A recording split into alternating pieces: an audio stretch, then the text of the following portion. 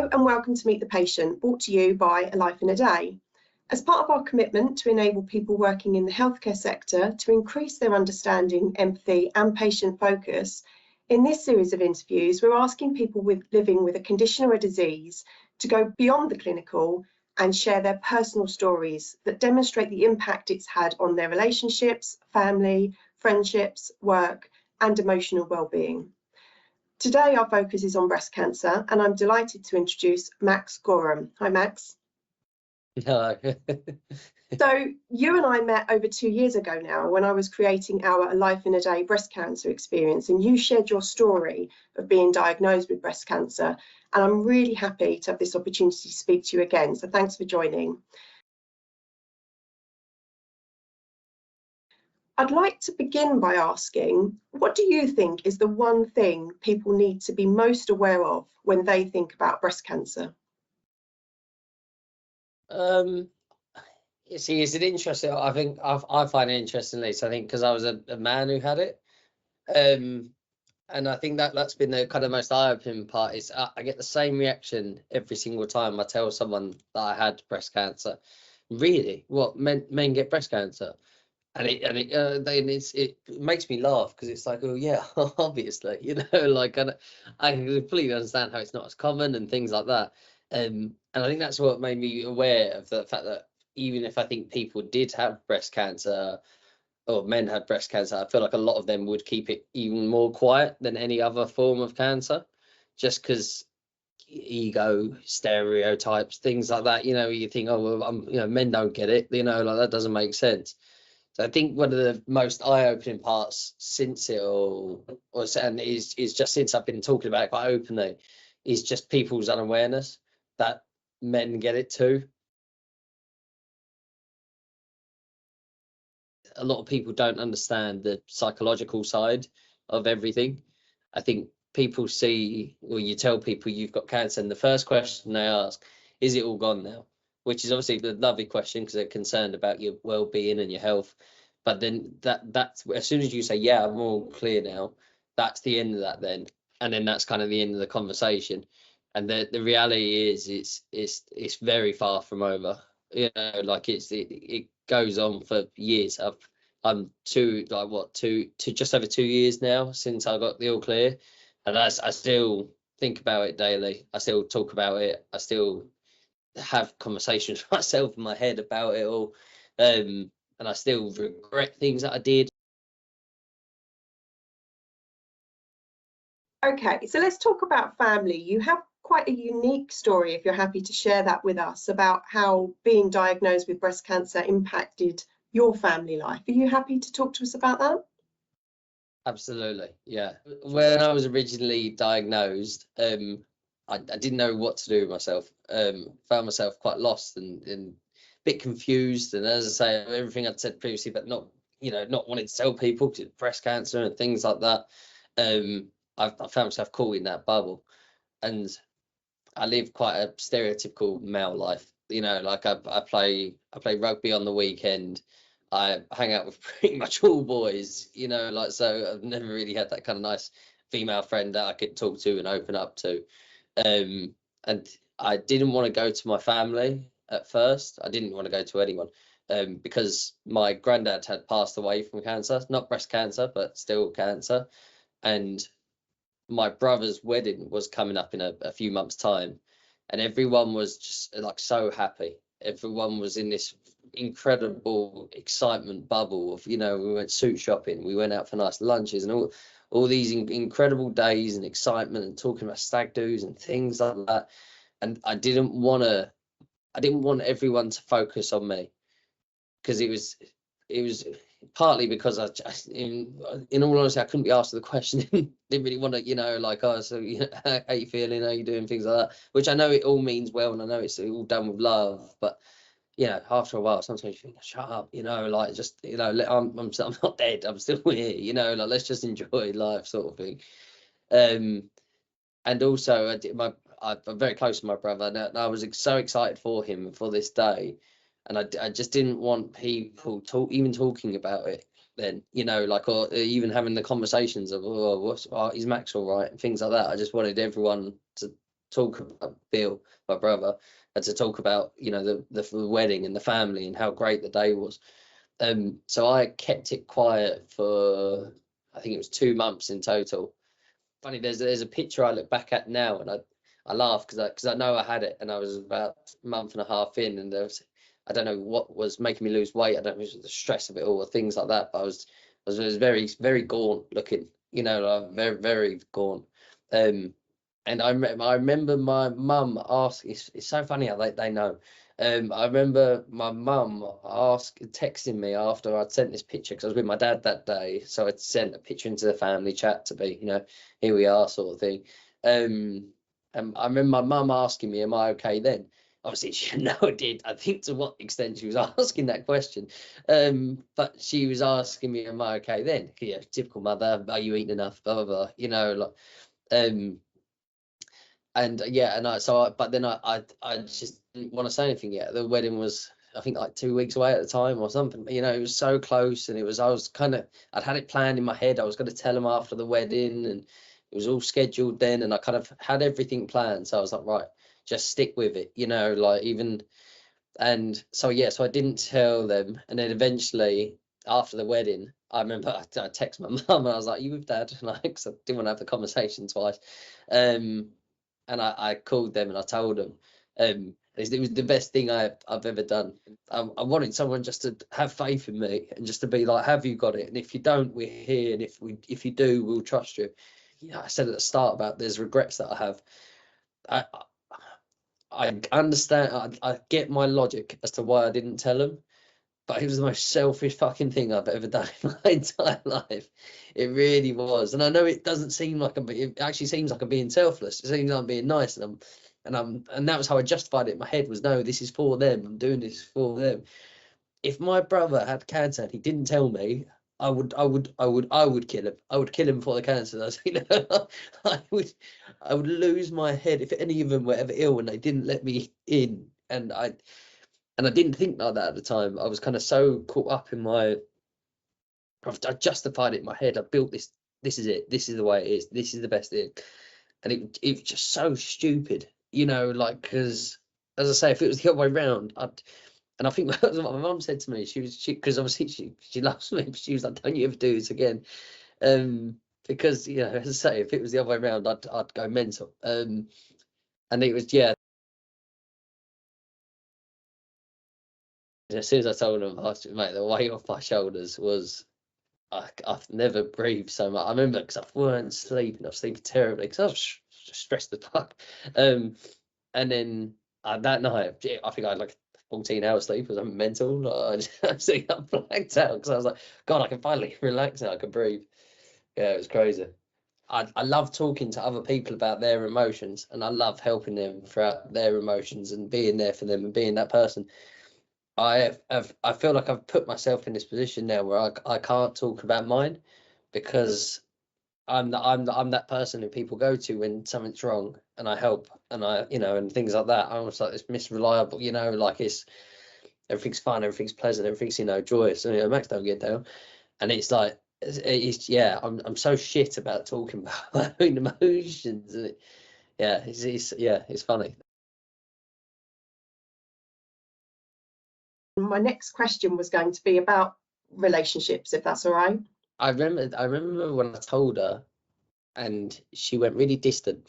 And at first I thought, is it because she, you know, it's scary, because it is scary, you know, like I understand that. And, you know, I know there was going to be a few months of, I was going to be tired, I was going to be stressed, I was probably going to be quite snappy, like, you know, like, and I get that, I understand that. But yeah, she, you know, pretty much run a mile. I mean, a month later we ended it, because it was just, I knew that was what my reality was going to be for a bit, and she didn't like that reality, and unfortunately it was nothing. There was no magic wand I could do to get rid of it.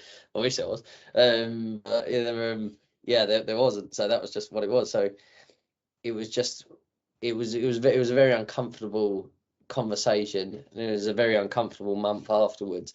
And I think, I mean, it's a blessing and a curse, because it made me, you know, I guess it's a good thing to learn that is how that person will react, you know, like, oh, that is where you're at. it was early in the relationship too, so I've got no hard feelings. But this is where it does make it hard for people though, is because like if you tell someone and that's how they react, well, I don't want to tell people then, and she was actually, I think she might have been the first person I did tell, because I had to go in and have this like the little snippet and things like that. So I think because that was the first one, I was a bit like, oh, I'm not doing this again, because that's and I know, again, stupid of me. Obviously, not everyone's going to react the same. Obviously, certain people care about you more than others and things like that, or people react differently. These things are all seem obvious in hindsight, but if you've done it once and the reaction was terrible, you're not gonna do it. It's like putting your hand on a stove. Like you get burned, you're not gonna go back to another stove and go, maybe this one will work. And also, if you go into for emotional support like breast cancer, a group of rugby boys is probably the last people on earth you'd expect to like be those people. And they all reacted. They were fantastic. That they all messaged me separately. They all, like they've spoke about it when I was in the pub.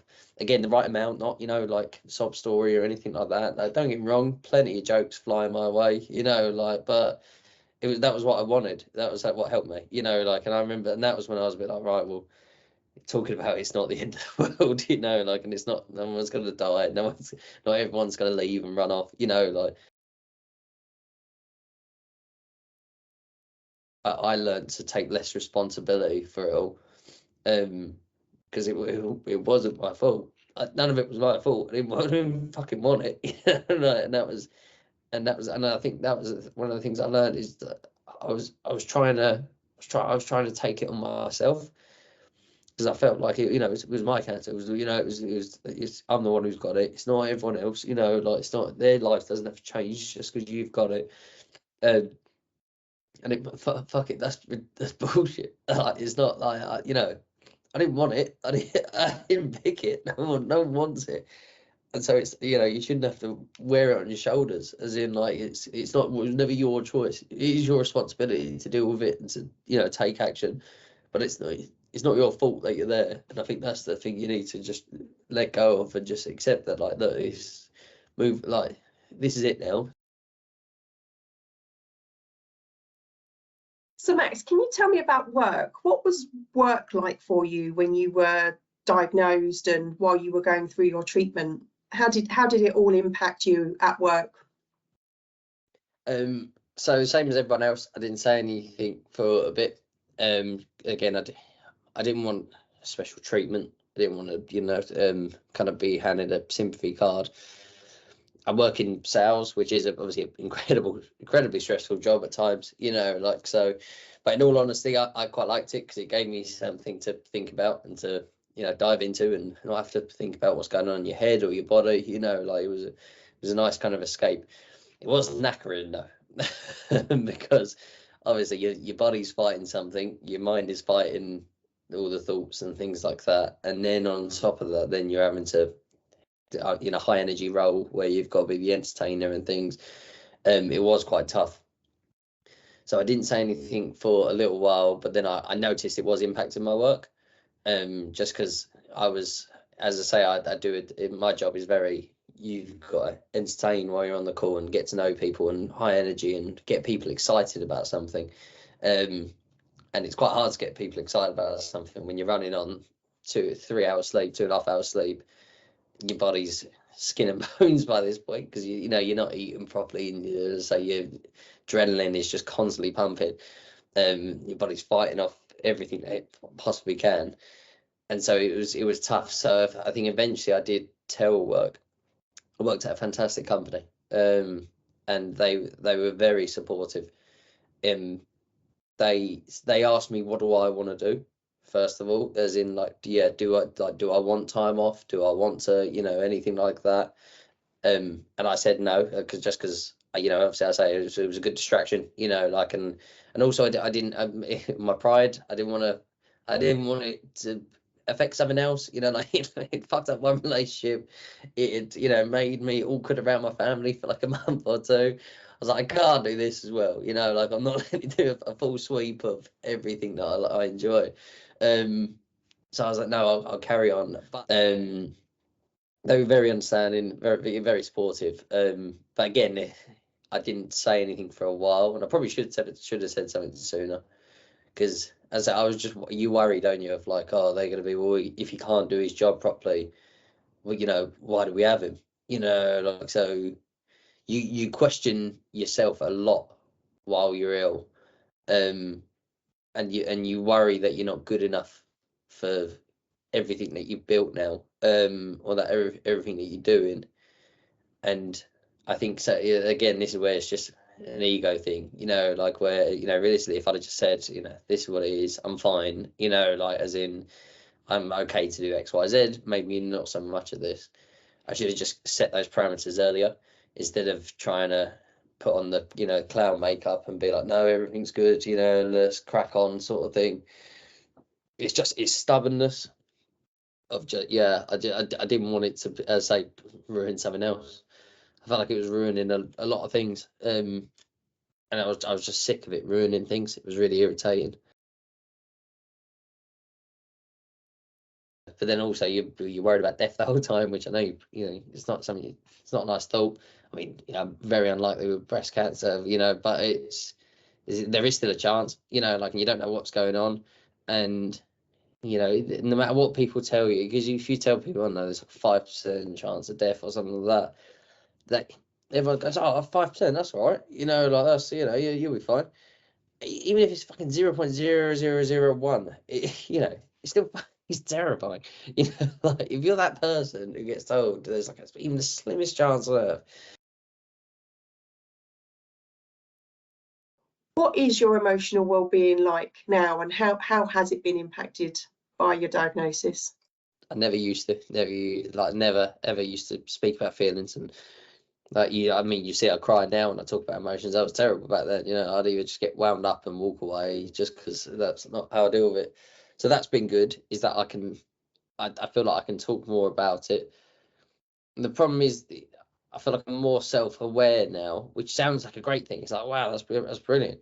It isn't, because now I know when I'm feeling sad, and you know, like before, I kind of would brush it under the carpet and, or, you know, move on from it, which I know is not a long-term healthy way of dealing with things, but short term I felt better. Whereas now I don't know, I feel a bit quite scared quite a lot of the time. And although I had that fantastic experience afterwards of sharing everything with people, and feeling their love and their support, I still feel really lonely at times, because I'd had that emotion so intensely for a short period of time, for a couple of months, that I don't think I'll ever fully shake it now, which is really shit, because it's not, you know, it's not a nice feeling, but you do feel quite alone at times, and yeah, so then I don't, yeah, fuck, I wish I was better at it. Yeah, but yeah,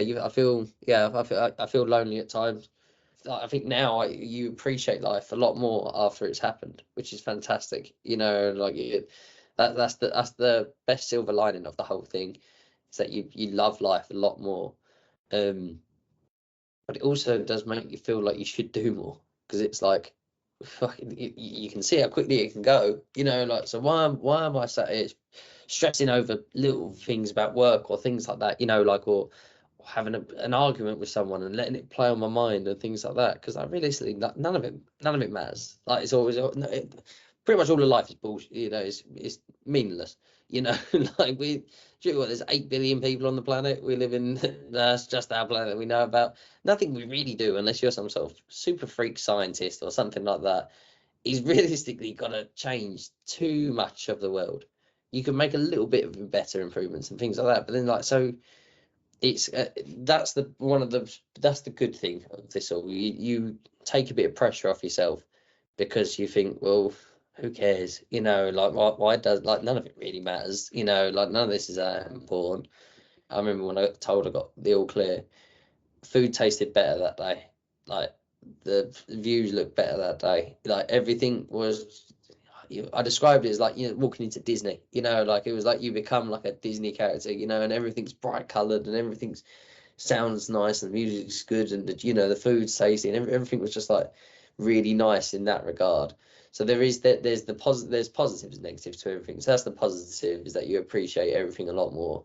But the negative is that, yeah, I think it can make you feel really lonely, and it can make you feel just quite insecure, anxious. Fucking that never goes. Maybe I'm just an overthinker, but you're always thinking, oh, if it comes back, what if this happens? You know, what if someone I know gets it? Because I know what it's like now, and it's not good. You know, like, and and you have all these thoughts and fears, and it's just it activates a part of your brain that you hope to never experience it. You know, like or be activated. So it's good because it gets you thinking, and there's nothing wrong with thinking and and activating on those thoughts and doing something about it. But there is also, it's still quite sad, because you shouldn't have to think about that. Not at fucking 25. That's bullshit. It's just not fair. One of the things that annoys me the most as well with breast cancer, I don't think people take it seriously. I think because it's breast cancer, everyone thinks that it's just like, oh, it's fine, just cut it off, or things like that, or or just get rid of it. And I think everyone just almost sees it as like a bit of a jokey one, like as in like, and I feel like saying, how dumb are you? Do you think there's a jokey form of cancer? Like, it doesn't matter where it is or how big it is or how it infects, it still is that thing. And obviously there are worse versions. I'm not saying that they're all like directly on par, but they all still affect people in the same way. Whether it is, well, no matter what it is or where it is. And that's something that irritates me. If I say sometimes if I talk and I say breast cancer, oh right, it's not too bad. What do you mean not too bad? Like, what have you had it? Did you experience it? Did you go through all that? Like, no, you haven't. So shut up. Like that really, I think that's something, and that bugs me with people. He's like, people they just don't take it seriously. It's like, oh, it's only breast, still cancer. Like, it doesn't matter.